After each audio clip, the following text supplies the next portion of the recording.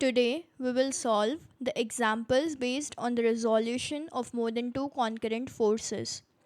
We'll see the formula for the resultant of the forces and also the angle of resultant with the horizontal.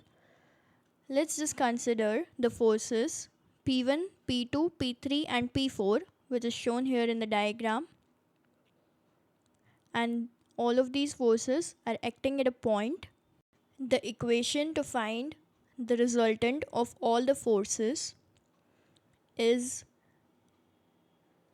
R is equal to under root of sigma h whole square plus sigma v whole square. Here sigma h is the algebraic sum of horizontal forces and sigma v is the algebraic sum of vertical forces. Here theta is the angle of resultant with the horizontal, and we'll find tan theta by the equation tan theta is equal to sigma v upon sigma h.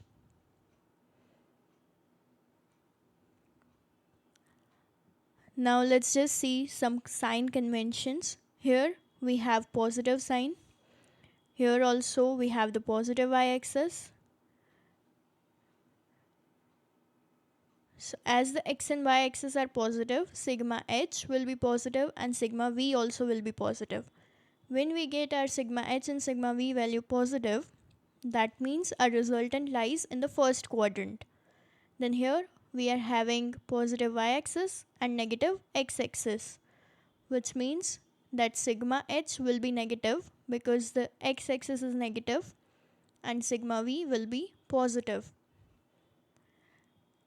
Whenever this is the condition, then resultant will lie in the second quadrant.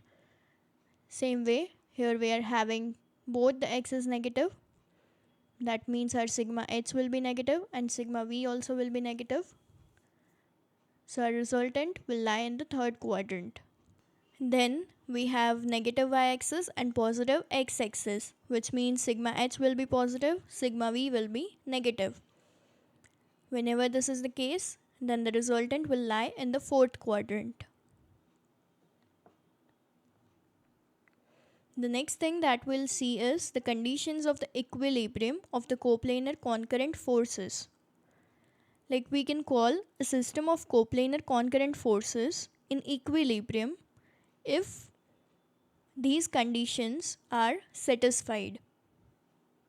Coplanar concurrent forces are the forces that meet at one point and the lines of action also lie on the same plane. Now we'll get back to our conditions. The first condition is sigma h is equal to 0, which means the algebraic sum of the horizontal forces must be 0. The second condition is sigma v is equal to 0, that is the algebraic sum of all the vertical forces must be 0. And since we are having our sigma h equal to 0 and sigma v equal to 0, the third condition will be that r must also be 0. Now let's solve this first example. A system of four forces, which is shown in the figure, has the resultant 50 Newton along the positive x-axis. Determine the magnitude and inclination of the force P. This is the force P, and we have to determine the magnitude and inclination of the force P. Now as you can see here that the resultant is 50 Newton along the positive x-axis, which means that resultant will be equal to sigma h, which is equal to 50 Newton, and our sigma v will be equal to 0. Here if you'll observe in the diagram, then some of the forces are acting at angle. Firstly, we'll just resolve it into the two components, which is horizontal and vertical component. Firstly, we have this force P, resolving it into two components, which is P cos theta and P sin theta. Then the second force that we have is 100 Newton. So it will be 100 sin theta and here we'll have 100 cos theta. Then we have this 200 Newton force. So here we'll write it as 200 cos theta. And on the vertical axis, we'll be writing 200 sin theta. Now let's just see these angles. Here the total angle is 90 degree, which means 90 minus 30, so it will be 60 degree. Which means it will be 100 sin 60 and this will be 100 cos 60. Then same way, this angle given to us is 60 degree. So here it will keep it as 200 cos 60 and 200 sin 60.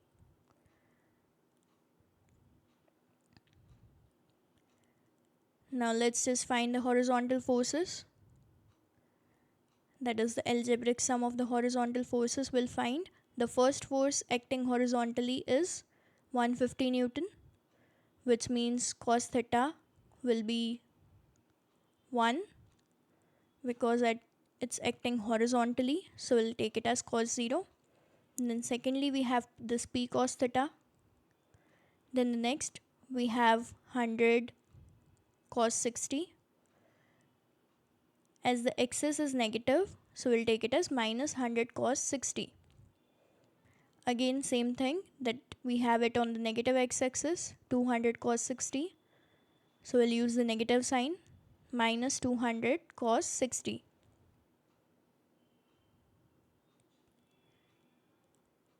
Now we'll just find all of these forces.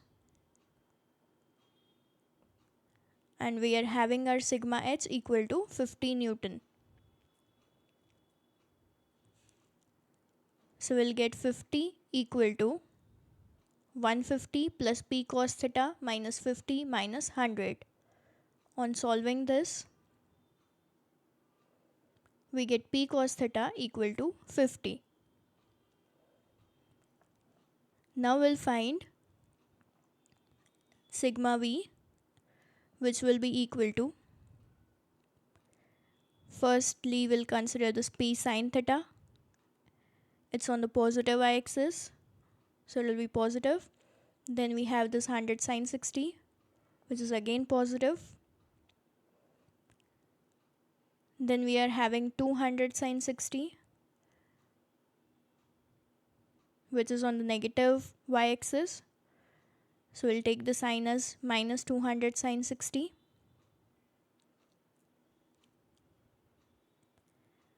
We also know that our sigma v is equal to 0. Therefore we'll get 0 equal to p sin theta plus this will be 86.6 and this will be 173.2.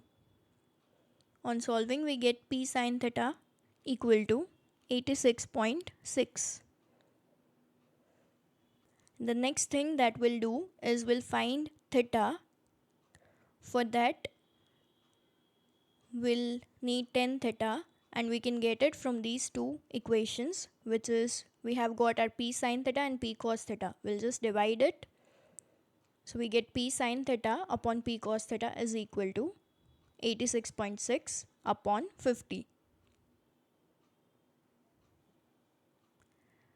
Therefore this pp will get cancelled and sin theta upon cos theta is tan theta, which is equal to 1.732. And theta will be tan inverse of 1.732, which comes out to be 60 degree.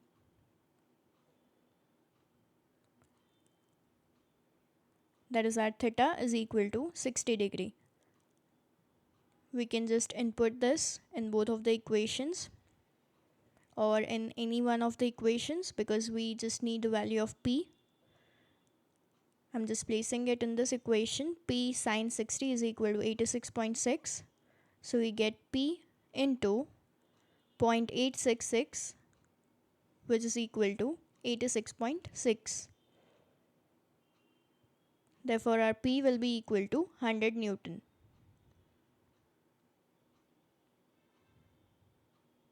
The examples are very simple. It's just that you will need more and more practice. Let's solve this second one. Determine the resultant of the forces 100 Newton, 200 Newton, 300 Newton, 400 Newton and 500 Newton acting on one of the vertex of a hexagon towards the other vertices taken in order as shown in the figure. First of all, we'll just resolve the forces, because this 500 Newton, that is only the horizontal force where the angle is 0 degree. So it will be 500 cos 0 degree and 500 sine 0 degree. Otherwise all the forces are acting at some angle, so we'll have to resolve it. For 400 it's acting at 30 degree, so it will be 400 cos 30, 400 sine 30. Then the second force, which is 300 Newton, that is acting at an angle of 60 degree, as this total angle will be 60 degree. So it will be 300 cos 60 and 300 sine 60.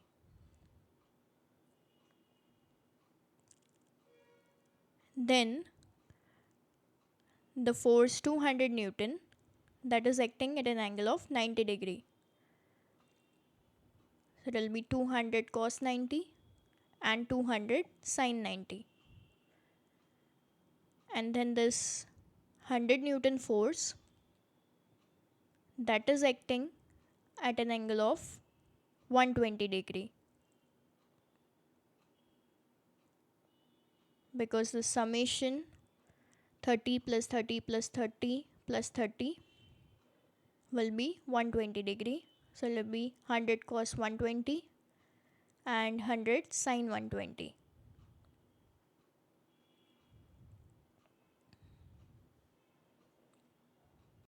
Let's find the algebraic sum of the horizontal forces.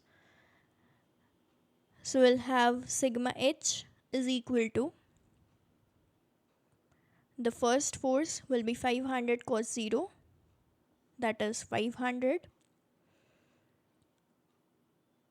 plus 400 cos 30 plus 300 cos 60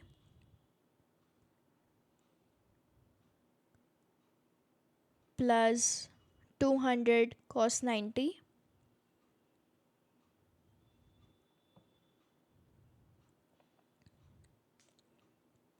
and last is 100 cos 120 degree.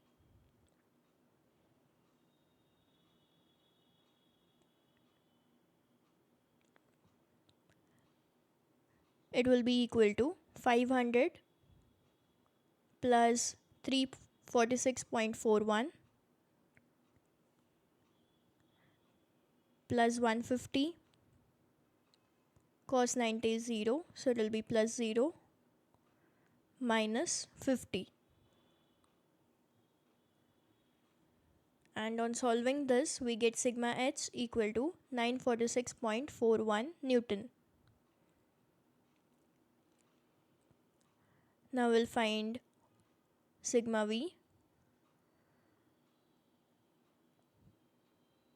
First we have 500 sine 0, which means it will be 0.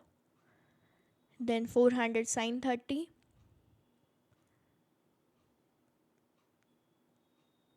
$300 sine 60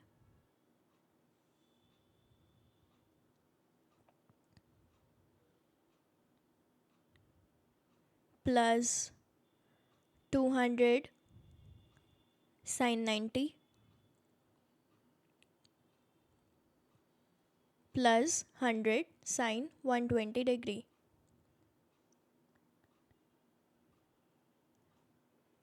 It will be equal to 0 plus 200 plus 259.8 plus 200 plus 86.6. So we get sigma v equal to 746.4 Newton. Now as you can see here, our sigma h and sigma v both are positive. We'll find the resultant, which is r is equal to under root of sigma h square plus sigma v square. It will be equal to under root of 946.41 square plus 746.4 whole square. On solving, we get R equal to 1205.32 Newton. Here, as I told you, that sigma h and sigma v both are positive. Our resultant will lie in the first quadrant. We can show it with the help of a diagram. Next, we'll find the angle of the resultant with the horizontal. For that, we have the formula tan theta is equal to mode of sigma v upon sigma h, which is equal to 746.4 divided by 946.41.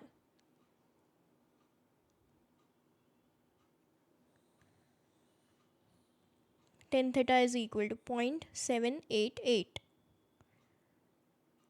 Therefore, theta will be equal to tan inverse of 0.788,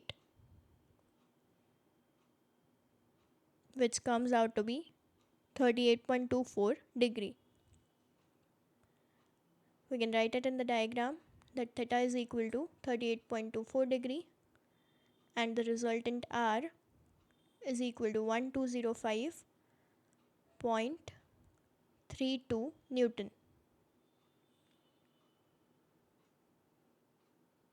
Below the diagram, you can write that sigma h is equal to positive and sigma v is equal to positive. Therefore, R will be in the first quadrant. Let's solve another example. Here it is asked to find the magnitude and inclination with the positive x-axis of the resultant of the force system which is shown in the figure. First thing that we'll do is we'll just resolve all the forces. Here we are having this 50 kilonewton force which is acting at an angle of 40 degree. So it will be 50 cos 40 and 50 sin 40. Then the next force, which is 75 kilonewton.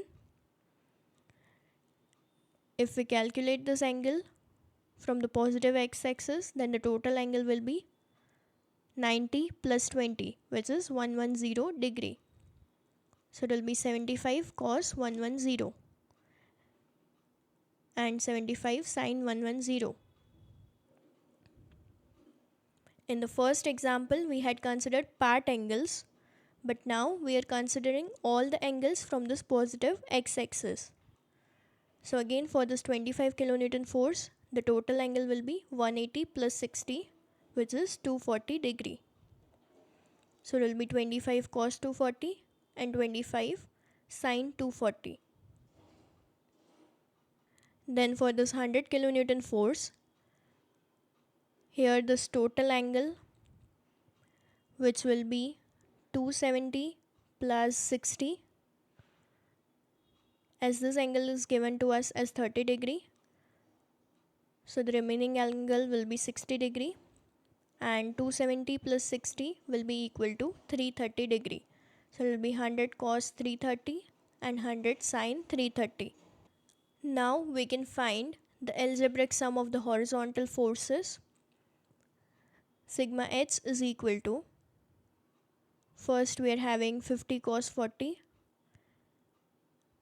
plus 75 cos 110 plus 25 cos 240. Then the next force is 100 cos 330 degree. Here we have not taken part angles. That's why for each and every force we don't have to consider the signs. All the signs will be positive only, as we took the angles from the positive x-axis.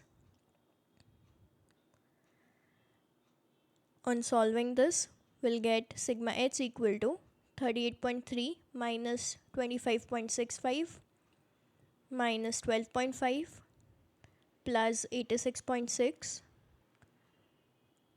which is equal to 86.75 kilonewton.